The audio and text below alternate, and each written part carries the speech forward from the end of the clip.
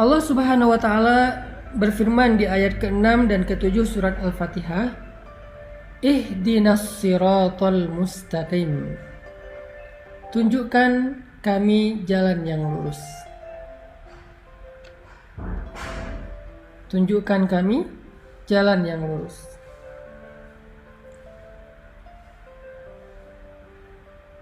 Saya menyampaikan di pertemuan sebelumnya bahwa surat Al-Fatihah itu adalah Ummul Quran. Ibunya Al-Quran 30 juz. Sehingga apa yang ada di dalam Al-Quran dari Alif Lam Mim sampai surat An-Nas itu semuanya dikandung maknanya di dalam 7 ayat surat Al-Fatihah. Semuanya dikandung di dalam 7 ayat surat Al-Fatihah. Jadi dia 7 ayat tetapi ada di dalam sekian ribu ayat Al-Quran. Makanya disebut dengan Ummul Quran atau disebut juga dengan As-Sab'ul Mathani, 7 ayat yang diulang-ulang. Salah satu di antara makna 7 ayat yang diulang-ulang, selain diulang-ulang di dalam sholat, juga berarti diulang-ulang penjelasannya, diulang-ulang pemaknaannya di dalam ayat-ayat yang lain di seluruh ayat Al-Quran. Ini ajaibnya surat Al-Fatihah. Makanya saya selalu bilang, siapa yang membaca surat Al-Fatihah, maka seperti membaca 30 juz Al-Quran. Keutamaannya kayak gitu. Termasuk ayat ke-6 ketika Allah berfirman, Ihdinas siratal mustaqim. Tunjukkan kami jalan yang lurus. Jadi di sini teman-teman kita berdoa agar Allah tunjukkan kita jalan yang lurus. Kita minta, ya Allah, beri kami petunjuk. Tunjukkan kami jalan yang lurus. Gimana caranya kami hidup? Gimana caranya kami mengisi hari-hari kami? Gimana caranya kami bisa pulang kepadamu dalam keadaan selamat? Gimana caranya agar kami bisa sampai kepada Engkau? Gimana caranya agar kami tidak salah jalan? Tunjukkan kami jalan yang lurus. Apa pelajarannya di sini, teman-teman? Ketika kita meminta kepada Allah untuk ditunjukkan jalan yang lurus, di sini tuh ada sebuah pengakuan kalau kita nggak tahu jalan. Di sini tuh ada sebuah kesadaran, self-awareness, kalau kita itu merasa bodoh. Kalau kita tuh merasa nggak tahu apa-apa, Allah lebih tahu, Allah lebih berilmu, Allah lebih maha mengerti, Allah lebih bijaksana. Kita tuh bodoh, awam, nggak tahu apa-apa. Di sini sebuah iktiraf, sebuah pengakuan. Sehingga kalau ada orang yang membaca ayat Ihdinas siratal mustaqim, tetapi dia merasa lebih tahu daripada Allah, berarti dia belum membaca Ihdinas siratal mustaqim. Apapun bidang ilmu yang kita kuasai, kita tuh bodoh, teman-teman. Apapun keahlian kita, kita tuh awam. Jangan ketika kita diberikan sedikit ilmu oleh Allah, menjadi seorang saintis, menjadi seorang dokter ahli, menjadi seorang profesor, menjadi seorang konsultan dan seterusnya, kita merasa lebih tahu daripada Allah. Itu enggak ihdinas siratal mustaqim. Ketika kita menjadi seorang desainer, kita merasa lebih tahu fashion pakaian yang lebih baik daripada fashion style yang Allah udah jelaskan di dalam Al-Quran. Itu enggak ihdinas siratal mustaqim. Orang yang benar membaca ihdinas siratal mustaqim itu ketika dia baca ihdinas siratal mustaqim, ya Allah tunjukkan kami jalan yang lurus, pada saat yang sama dia ngerasa bodoh. Dia ngerasa nggak tahu apa-apa. Dia ngerasa nggak ngerti apa-apa. Dan dia jujur minta petunjuk dari Allah, yang kalau Allah beri petunjuk dia akan ikuti. Itu baru benar membaca Al-Fatihah. Itu baru benar membaca Ihdinas siratal mustaqim. Tapi kalau dia baca Ihdinas siratal mustaqim, ya Allah tunjukkan saya jalan yang lurus, lalu Allah tunjukkan jalannya tentang masalah finansial, Bisa jadi kita seorang konsultan finansial. Bisa jadi kita seorang ahli ekonomi. Bisa jadi kita seorang bankir. Bisa jadi kita seorang misalnya trader yang main saham dan seterusnya. Kita baca ihdinas siratal mustaqim, lalu Allah tunjukkan petunjuk. Allah tunjukkan jalan yang benar dalam masalah finansial. Salah satunya adalah janganlah kamu makan dari hasil riba. Janganlah kamu mempraktekkan riba. Terus kita bilang, wah ini sistem sebetulnya sehat buat ekonomi kita. Sebetulnya sistem riba itu nggak murni bermasalah sih, secara finansial tuh bagus. Asalkan kita bijak mengelolanya dan segala macam. Berarti kita belum membaca ihdinas siratal mustaqim. Berarti kita belum benar-benar menyadari kalau kita tuh bodoh, Allah lebih tahu.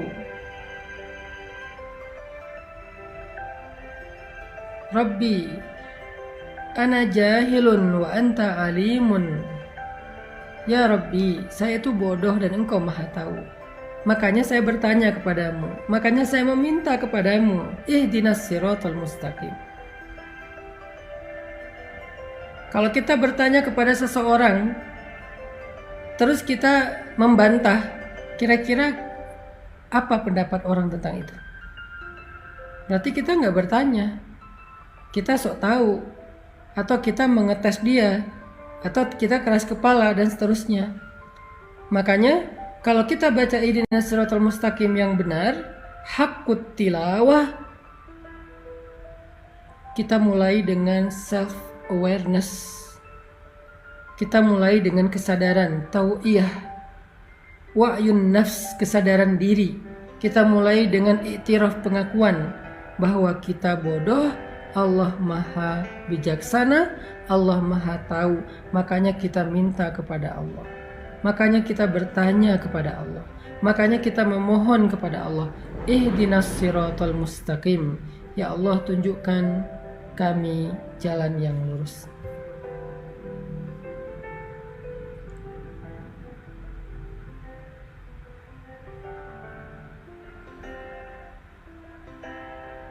Itu poin pertama dari ihdinas siratal mustaqim.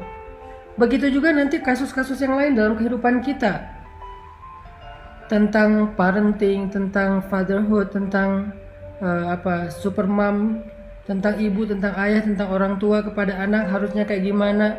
Allah udah ngasih kita beberapa guidance cara mendidik anak yang paling baik.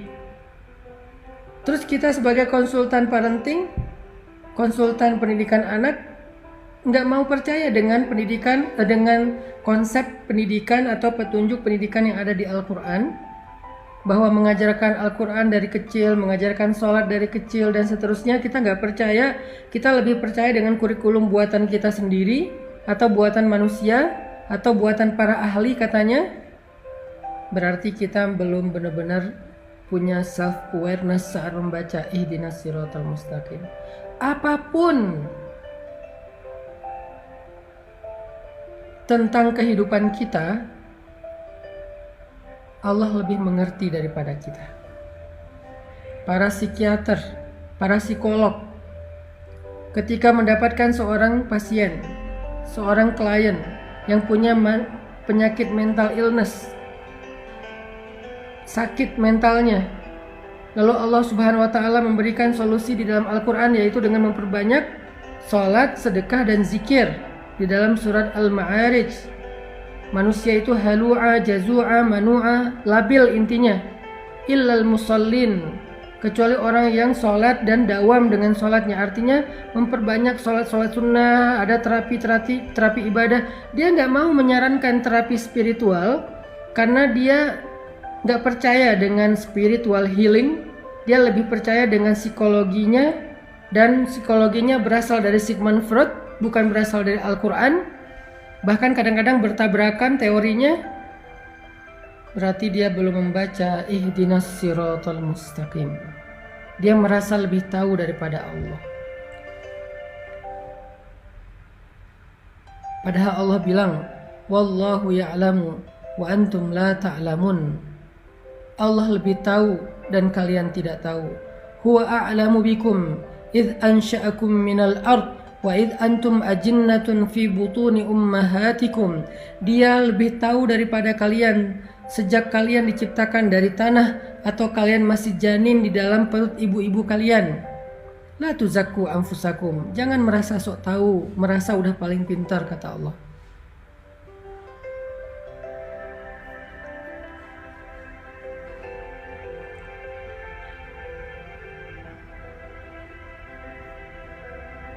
Jadi poin inti dari ihdinas siratal mustaqim yang pertama adalah kita membaca kalimat doa ini, membaca ayat ini sambil membangun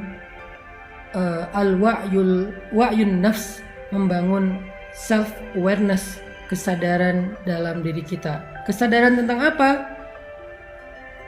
Nahnu juhala wallahu alimun. Kita ini jahil, kita ini bodoh, dan Allah itu maha tahu. Kita baca ayat ini, baca doa ini dengan sebuah iktiraf, dengan sebuah pengakuan, dengan sebuah keyakinan bahwa kita itu butuh Allah untuk menunjukkan jalan hidup kita. Sehingga nggak boleh kita merasa lebih tahu dari Allah.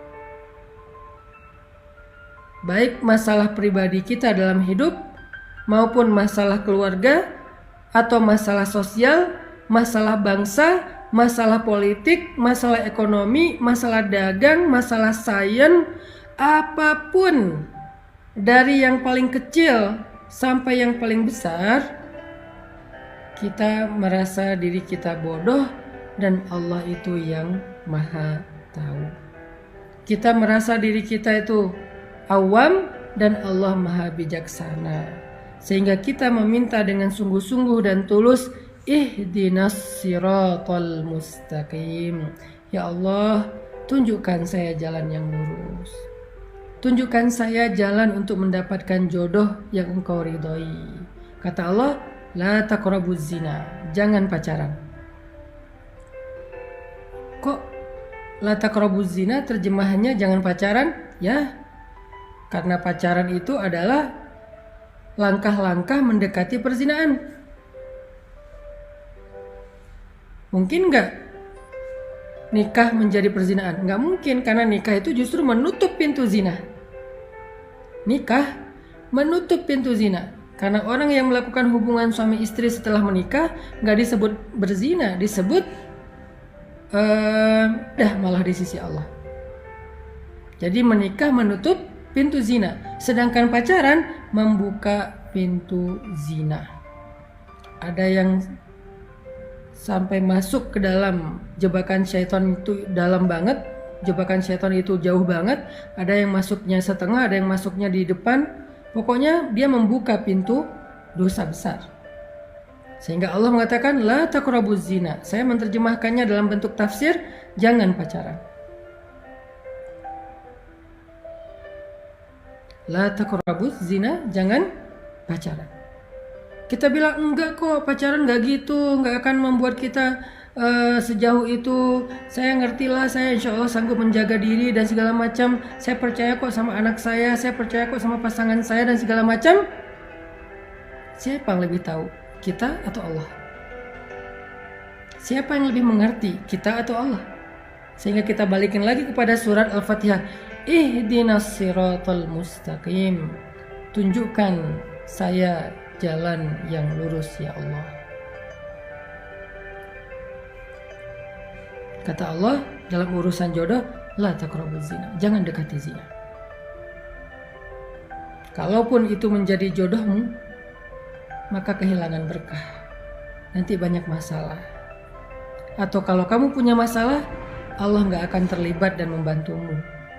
Tapi kalau kamu meninggalkan pacaran, kemudian dapat jodoh, ada masalah, Allah terlibat di dalam membantu masalah keluargamu.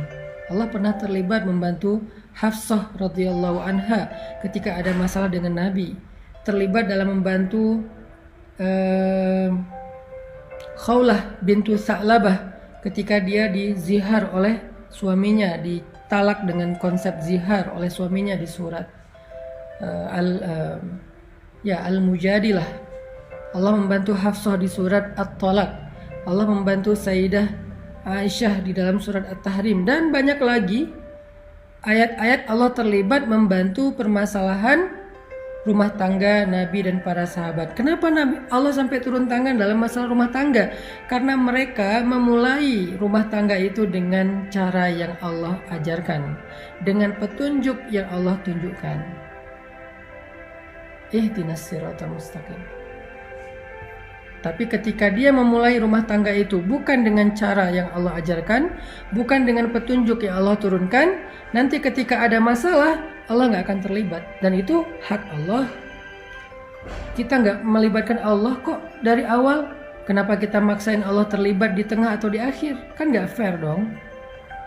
Di awal ketika kita memulai hubungan rumah tangga, kita nggak melibatkan Allah, kita pakai cara kita sok tahu. Nanti di tengah kita melibatkan Allah, kita maksa Allah, kok nggak bantu saya? Kan dari awal nggak kita libatkan. Kalau kita libatkan Allah dari awal, kita nanya, ya Allah, cara dapat jodoh yang benar tuh gimana? Allah bilang jangan pacaran. Terus caranya ta'aruf. Ta'aruf itu ada fikihnya. Ikuti aja fikih itu. Kalau belum berhasil, sabar dulu. Allah sediakan yang lebih baik. Kalau belum datang juga, sabar dulu. Berarti yang lagi disiapkan itu istimewa, makanya butuh waktu. Sampai ketemu, nanti ada masalah, Allah akan terlibat dalam menyelesaikan masalah kita atau bahkan membela kita. Karena kenapa? Kita libatkan Allah dari awal. Gimana melibatkan Allah dari awal? Ngikutin petunjuk yang Allah sudah turunkan. Ihdinas siratal mustaqim.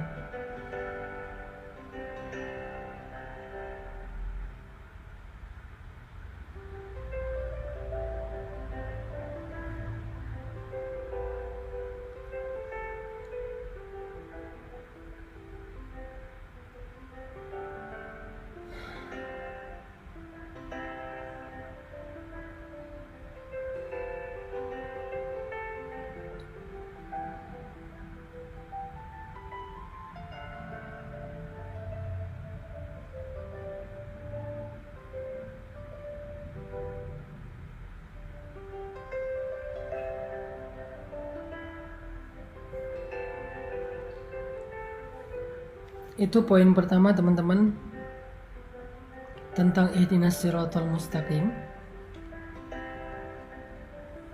adalah i'tiraf dan wa'yun nafs. Ada pengakuan dan ada kesadaran diri. Jadi kita tuh harus tahu diri ketika baca ihdinas siratal mustaqim. Sampai di sini jelas ya, insyaallah. Jangan sampai kita berdoa meminta sesuatu yang kita merasa udah lebih tahu. Aneh kan?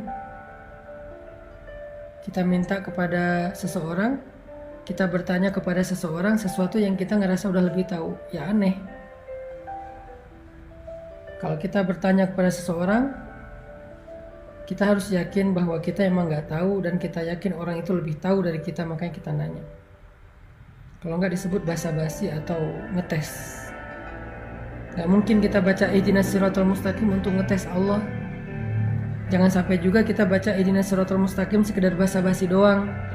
Kalau kita basa-basi, Allah juga basa-basi. Kita minta petunjuk Allah, basa-basi, Allah kan tahu isi hati kita. Bahwa kita merasa lebih tahu dari Allah dan gak percaya dengan omongan Allah. Nanti Allah juga akan basa-basi loh sama kita. Basa-basi bantuin kita, basa-basi ngeijabah doa kita, basa-basi memperlakukan kita. Nauzubillah. Jangan basa-basi sama Allah. Jujur aja, karena Allah lebih tahu isi hati kita. Pas kita berdoa ihdinas siratal mustaqim, jujur aja di dalam hati kalau kita itu emang gak tahu, dan kita percaya Allah lebih tahu. Dan kita percaya gak ada yang lebih tahu daripada Allah. Sehingga apapun yang Allah akan tunjukkan kepada kita, semua benar, gak ada yang salah. Karena kita yakin Allah lebih tahu, dan berarti benar. Apa yang Allah akan ngomong kepada kita benar. Ya Allah, tunjukkan saya cara mencari rezeki yang halal. Allah bilang gini, Ya Allah, tunjukkan saya cara berpakaian yang terhormat. Allah bilang gini, tutuplah auratmu, julurkanlah jilbabmu, tundukkanlah pandanganmu, dan seterusnya. Itu benar. Ya Allah, tunjukkan saya cara misalnya mendidik anak yang benar. Allah bilang begini, ajarkan dia sholat, jaga dia dari api neraka. Itu yang paling benar. Jadi ketika kita minta petunjuk Allah itu bukan cuman ihdinas siratal mustaqim tanpa alasan, tanpa makna yang jelas, harus jelas.